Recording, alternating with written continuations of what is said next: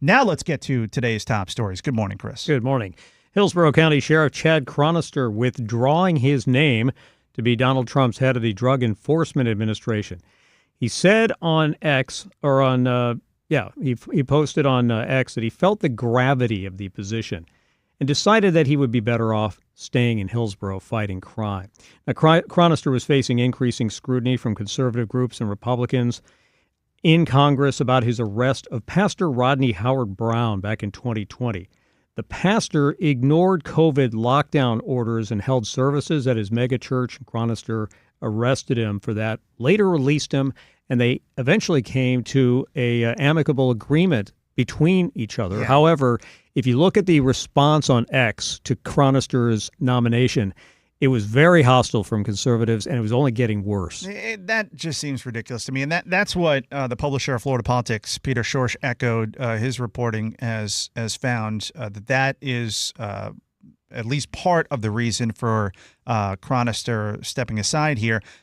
Look, and if you missed that interview, lots of great information from Peter. We'll have the podcast up for you at Ryan Gorman Show on your iHeartRadio app or wherever you listen to podcasts after the show. People, they have revisionist history. Like, I remember when all of that went down. Okay, those were orders from, you had then President Trump, you had Governor Ron DeSantis issuing those orders. Sheriff Chronister was carrying them out.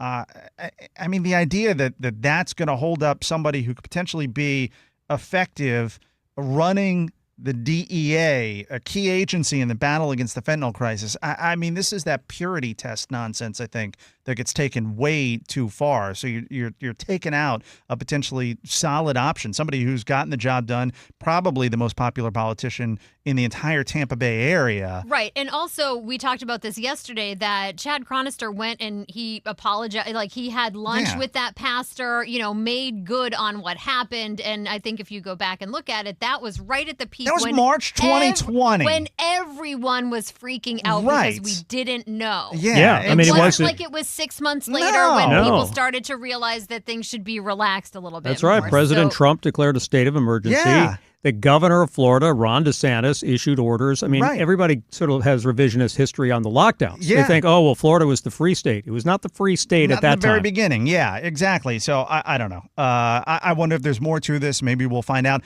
But because he withdrew, well, we have to have a certain, I think there's like a quota, a number of Florida officials that we have to have within the Trump administration. Right, so if we're going to take over D.C. Yeah, so with Chronister out, then we had the reports break overnight that Governor DeSantis may be the next pick for defense secretary if Pete Hegseth doesn't make it. Yeah, absolutely. And then the question is, who does Governor DeSantis appoint to the open Senate seat when Marco Rubio leaves? Well, Laura Trump. Yeah, that's going to be part of the deal. And then who becomes governor? Matt Gaetz.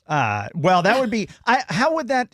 I didn't brush up on this. Lieutenant governor. It would be Jeanette Nunez. Look, Lieutenant Governor Jeanette Nunez. I think she's fantastic. She is always accessible during hurricanes, and we've had to deal with a lot of them here in Florida. So that's what I'm basing that on. But she whether or not she'll come on the show. Yeah, whether or not she comes on the show and keeps us up to date. But I think she would make a fine governor. Well, look, there are sheriffs in the Tampa Bay area who could do the job for the DEA. You got Chris Nacco up in Pasco. What about Grady Judd? Mm-hmm. Put him in charge. Grady Judd. Grady Judd, the Polk County Sheriff, he should absolutely get that position, mainly because when they have these big drug busts, like the one we were talking about at Fort Lauderdale, the seizing of, I think it was, I don't know. 8 tons Yeah, of 8 tons of cocaine. He would have the best press conferences. Oh, absolutely he would. The best. Yeah. That's a great idea, Chris. All right, what else is going on this morning? So Miami-Dade will be honoring President-elect Donald Trump by adding his name to an avenue in Hialeah, a tribute that Democratic members of the county board decided not to block. The commission voted 9-1 to approve Hialeah's request for recognition of the city adding Trump's name to Palm Avenue. Now, Democrats on the county commission could have blocked the approval because they hold 7 of the official nonpartisan board's 13 seats. We know how nonpartisan works. Mm-hmm. But only one chose to vote against, Marlene Bastien, a Haitian American, and she decided that it wasn't in her community's interest to have the name there. But that wasn't obviously enough to change the vote. So there will be a Donald Trump Avenue. Well, I can tell you this is going to be the best avenue. tremendous pavement, the best pavement you could possibly imagine. Gold lines are going to line the avenue. So. And no traffic ever. Smooth sailing. Yes, smooth sailing. There will be many cars will pass through this road. The most cars ever. But no traffic jams. Right. Yeah, and gas-powered only. Yeah. Yeah, no EVs. All right, let's get to one more story, Chris. So a felony charge came about because of Raising Cane's dipping sauce.